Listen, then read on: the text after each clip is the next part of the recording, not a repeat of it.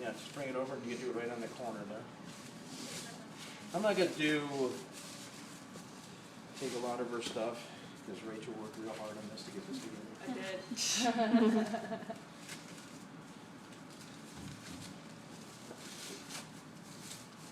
Okay, so I'm going to do a small piece at a time just so you can kind of see it.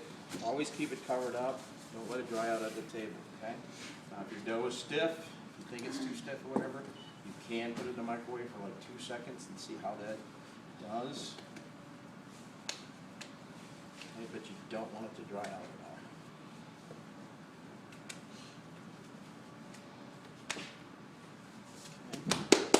And I get it in my hands and kind of warm it up and kind of keep it a little bit moist before I get it going, and then I'm just going to put it here. It's going to be just like a pie dough, so you want to keep this moving the whole time. Don't let it stick to the bench. So test it, Yeah. keep it moving. All right, it's going to be a light cut on here, so you really don't, as long as your dough is okay, you don't really need to put it on anything. It depends on how fragile it is. If it is fragile, you're going to have to cut it like on a cake board. So roll it out, get on a cake board, and cut it there. I'm going to get a nice thickness for you so you can kind of gauge it. Again, always keep that moving. And speed is important. This is not something that you can take all the time in the world. This is pretty good for the wings. All right, you spilled this here, I did. Sure, are Right. wooden rolling pins? Yeah, okay? it's going okay. They just mark, they're full of gunk and whatever. So they might have, this is a fondant pin, so we keep this kind of wrapped up so it doesn't have a nick in there. And I'm going to show you another thing over here. Well, what we want to cut this with, and again, you don't want to take any time at all talking and, you know, visiting with your neighbor and things like that. You want to get this done because it's going to dry out very, very quickly. This is denatured alcohol. We don't want to use water because it'll make it sticky. So what we do is we stick the end of the blade in here, and we can cut real clean, all right? And you can cut very delicate. Every time you do this, don't cut yourself, but make sure there's no residue. And you can see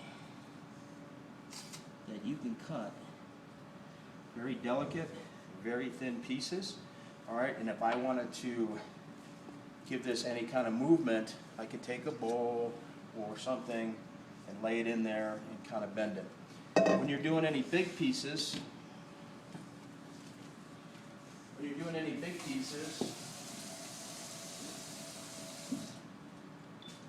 what you can do is you can actually make up like a little form out of foam core and some poster board, glue whatever shape you want to, and then you can have as many curves or whatever you want it to be.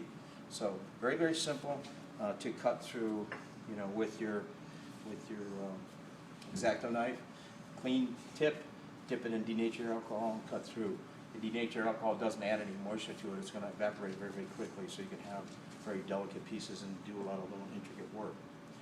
Remember, if you were going to, what I was talking about is if you wanted to do something that was very intricate pattern, you would take one piece of pastillage and then cut through, sacrifice one for the other. Let's say if you had a lot of delicate stuff working, this way this piece basically protects the other piece underneath while you're working on it, and it'll keep it from actually cracking and drying. We're going to allow a piece of this to actually dry out, and you'll see how quickly it kind of cracks, all right?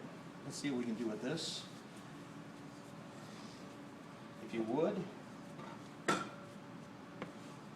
this in the microwave for like 2 seconds and see if it actually just warmed up. Well, I could probably still use it, but I want to give that back to her. Now, textured. So wait till that comes back. If we want to do a little impression, you know, we could have silicone. In other words, we could press this into a silicone mold that might have impressions on there. We can actually use silicone, you know, depending on how hard it is. We'll wait for this piece to come out. Maybe we can do impressions on there. Or textured mat, textured pins. Yeah, you can just see that just those, how long was it? 4 seconds. 4 seconds. 4 seconds, and it's like, you know, it's really soft again. So too long, it's going to boil it, but you can bring it back to where it's very, very workable. Okay, I'm just going to show you this technique. I'm not going to roll it out real thin, but you can actually take this you know, put the impressions on there on a small piece, on a big piece, whatever it may be. You can do a textured pin.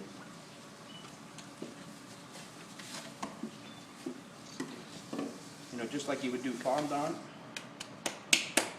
Get it to where you want to before you actually apply it to the cake. Texture the whole thing. You know, here's like a simple basket weave, so you can texture the pastillage too. There's textured mats for just about anything you can think of. You can take this and push this through a basket strainer and create like the insert of a flower. You understand that concept? So they do it with modeling chocolate, where you actually push it through, cut it off, and it creates like a hair effect, if you will. All right, I'm going to take this, and hopefully it did not dry out too much. I'll take a small portion.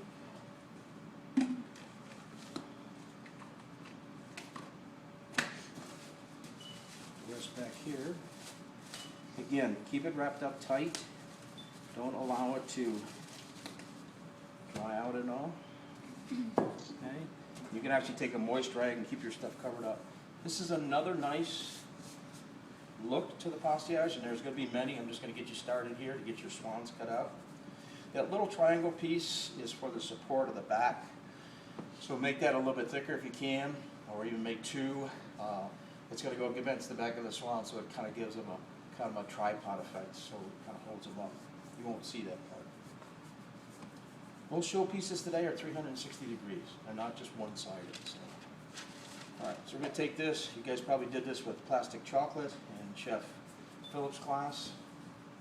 Or Chef Bush. Would you have Chef Phillips? Phillips. Yeah. Both? Bush. Yeah. Bush, Phillips, somebody.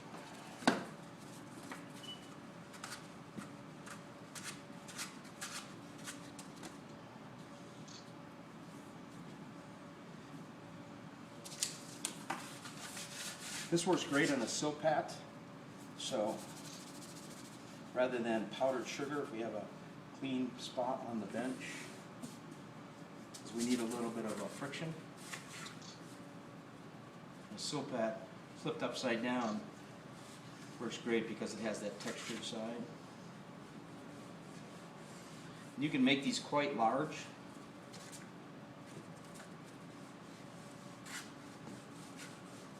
And quite delicate at the ends.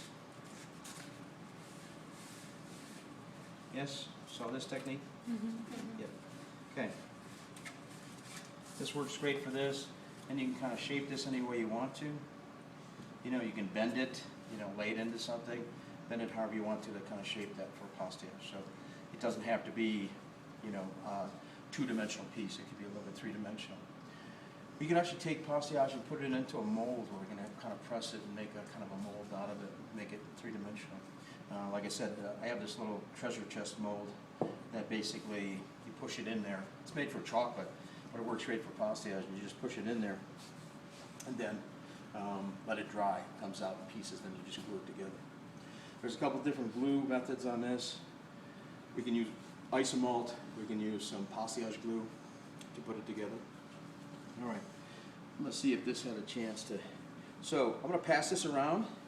You can see that that wasn't very long. I'll take two pieces and just bend it, because this one's not going to be any good anymore. And you can see how quickly that dried and how quickly it's going to crack. It doesn't take any time at all. So if that's out in the air at all, it goes very, very quickly. Excuse us behind. Okay. Thank you.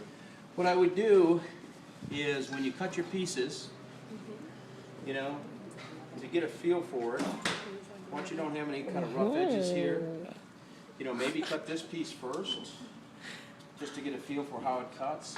Cut your wings next, then cut your swan last, because that's, you have much more stuff to actually cut through.